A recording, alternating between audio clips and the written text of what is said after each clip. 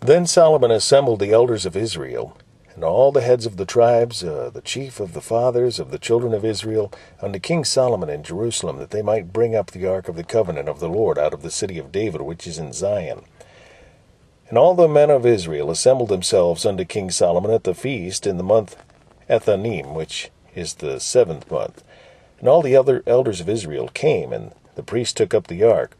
And they brought up the ark of the Lord, of the tabernacle of the congregation, and all the holy vessels that were in the tabernacle. Even those did the priests and the Levites bring up. And King Solomon and all the congregation of Israel that were assembled unto him were with him before the ark, sacrificing sheep and oxen, that could not be told nor numbered for multitude. And the priests brought in the ark of the covenant of the Lord unto his place, into the oracle of the house, to the most holy place, even under the wings of the cherubims. For the cherubims spread forth their 2 wings over the place of the ark, and the cherubims covered the ark, and the staves thereof above. And they drew out the staves, that the ends of the staves were seen out in the holy place before the oracle, and they were not seen without. And there they are unto this day. There was nothing in the ark save the 2 tables of stone which Moses put there at Horeb, when the Lord made a covenant with the children of Israel, when they came out of the land of Egypt.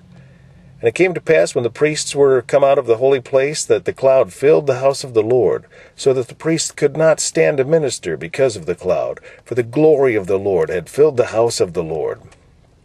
Then spake Solomon, the Lord said that he would dwell in the thick darkness. I have surely built thee an house to dwell in, a settled place for thee to abide in forever.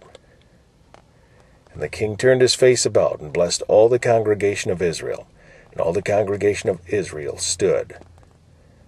And he said, Blessed be the Lord God of Israel, which spake with his mouth unto David my father, and hath with his hand fulfilled it, saying, Since the day that I brought forth my people Israel out of Egypt, I chose no city out of all the tribes of Israel to build an house, that my name might be therein. But I chose David to be over my people Israel.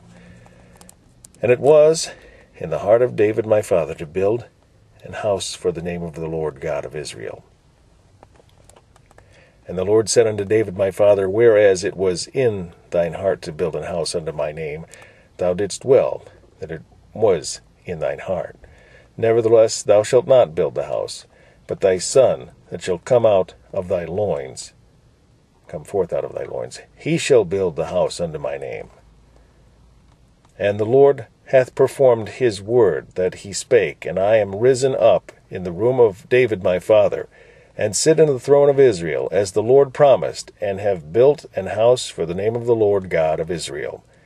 And I have set there a place for the ark, wherein is the covenant of the Lord, which he made with our fathers when he brought them out of the land of Egypt. And Solomon stood before the altar of the Lord in the presence of all the congregation of Israel, and spread forth his hand toward heaven. And he said, Lord God of Israel, there is no God like thee in heaven above or on earth beneath, who keepest covenant and mercy with thy servants that walk before thee with all their heart, who hast kept with thy servant David my father, that thou promised him. Thou spakest also with thy mouth, and hast fulfilled it with thine hand, as it is this day. Therefore now, Lord God of Israel, keep with thy servant David my father, that thou promised him, saying, There shall not fail thee a man in my sight to sit on the throne of Israel, so that thy children take heed to their way, that they walk before me as thou hast walked before me. And now, O God of Israel, let thy word, I pray thee, be verified, which thou spakest unto thy servant David my father. But will God indeed dwell on the earth? And behold, the heaven and heaven of heavens cannot contain thee, how much less this house that I have builded? Yet have thou respect unto the prayer of thy servant, and to his supplication, O Lord my God, to hearken unto the cry and to the prayer which thy servant prayeth before thee today, that thine eyes may be open toward this house night and day, even toward the place of which thou hast said, My name shall be there, that thou mayest hearken unto the prayer which thy servant shall make toward this place, and hearken thou to the supplication of thy servant and of thy people Israel, when they shall pray toward this place, and hear thou in heaven, thy dwelling place, and when thou hearest, forgive.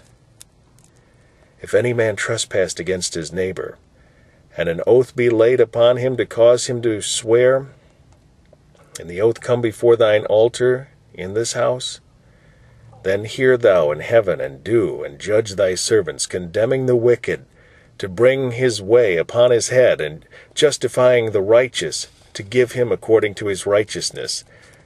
When thy people Israel be smitten down before the enemy, because they have sinned against thee, and shall turn again to thee, and confess thy name, and pray, and make supplication unto thee in this house, then hear thou in heaven, and forgive the sin of thy people Israel, and bring them again unto the land which thou gavest unto their fathers. When heaven is shut up, and there is no rain, because they have sinned against thee, if they pray toward this place, and confess thy name, and turn from their sin, when thou afflictest them, then hear thou in heaven, and forgive the sin of thy servants, and of thy people Israel, that thou teach them the good way wherein they should walk, and give rain upon thy land which thou hast given to thy people for an inheritance.